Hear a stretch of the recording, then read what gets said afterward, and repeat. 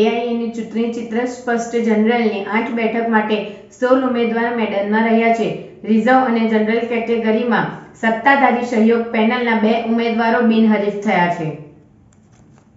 ઉદ્યોગ મંડળની ચૂંટણીમાં ફોર્મ ચકાસણી પ્રક્રિયા બાદ સત્તાપક્ષના 2 અને વિરોધ પક્ષના 1 ઉમેદવારનું ફોર્મ રદ કરાયું છે.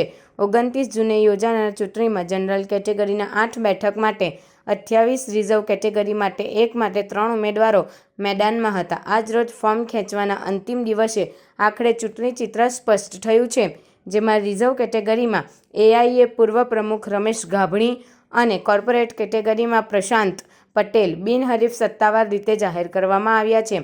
જ્યારે હવે રિઝર્વ કેટેગરીમાં સત્તાપક્ષની સહયોગ પેનલના 8 અને વિકાસ પેનલના 8 ઉમેદવારો મેદાન રહ્યા છે. ચૂંટણી પ્રક્રિયા શરૂ થઈ ત્યારે કુલ 10 બેઠક માટે 32 ફોર્મ ભરાયા હતા, જેમાં જનરલ કેટેગરીની 8 બેઠક માટે 28, રિઝર્વ કેટેગરી માટે 1 માટે 3 ઉમેદવારો મેદાનમાં હતા. કોર્પોરેટ કેટેગરીમાં 1 ઉમેદવાર મેદાનમાં હતા. આજરોજ ચૂંટણી ચિત્ર સ્પષ્ટ થતાં હવે માત્ર જનરલ કેટેગરીની 8 બેઠક માટે ચૂંટણી યોજવામાં આવશે. 1250થી વધુ મતદારો આગામી 29મી જૂનના રોજ મતદાન કરી 8 ઉમેદવારોની ભાવિ નક્કી કરશે. ગત વર્ષે વિકાસ પેનલમાં 5 સભ્યો પૈકી 2નો વિજય થયો હતો, જે બાદ ચાલુ વર્ષે જનરલ કેટેગરીમાં 8 ઉમેદવારો મેદાનમાં ઉતર્યા છે. ત્યારે હવે સત્તાપક્ષમાં એક તરફ બહુમતી મેળવવા સહયોગ પેનલ એડી ચોટીનું જોર લગાવશે, તો વિકાસ પેનલ વિપક્ષ મજબૂત કરવા માટે ઝુકાવશે. અંકલેશ્વર ઇન્ડસ્ટ્રીઝ એસોસિએશનની મેનેજમેન્ટ કમિટીની ચૂંટણી તારીખ 29 જૂન 2024ના રોજ યોજાનાર છે. આ ચૂંટણીમાં મને અંકલેશ્વર ઇન્ડસ્ટ્રીઝ એસોસિએશન દ્વારા મુખ્ય ચૂંટણી અધિકારીની નિમણૂક કરવામાં આવેલી છે.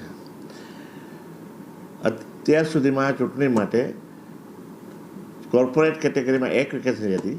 એ સામે એક જ ફોર્મ ભરવામાં આવેલું, એક જ નોમિનેશન હતું, તેમને બિનહરીફ જાહેર કરવામાં આવેલ છે. એવી જ રીતે રિઝર્વ કેટેગરીમાં 1 સીટ માટે 1 વેકેન્સી માટે 3 ફોર્મ ભરવામાં આવેલા, પણ એમાંથી 2 ફોર્મ વિથડ્રો કરવામાં આવ્યા છે. ગઈકાલે 19 તારીખે લાસ્ટ ડેટ હતી વિથડ્રો કરવાની. એટલે એ પણ રિઝર્વ કેટેગરીમાં પણ રમેશ ગાભાણી છે બિનહરીફ થયા છે. કોર્પોરેટ કેટેગરીમાં પ્રશાંત પટેલ છે એ બિનહરીફ જાહેર થયેલા છે. જનરલ કેટેગરીમાં ટોટલ 8 વેકેન્સીસ છે.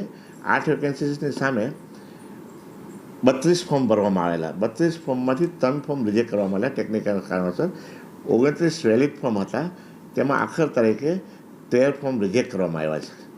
એટલે હવે ટોટલ જે કન્ટેસ્ટન્ટ છે એ 16 છે 8 વેકેન્સીસ સામે. આ ચૂંટણી 29 જૂન 2024ના રોજ યોજનાર છે.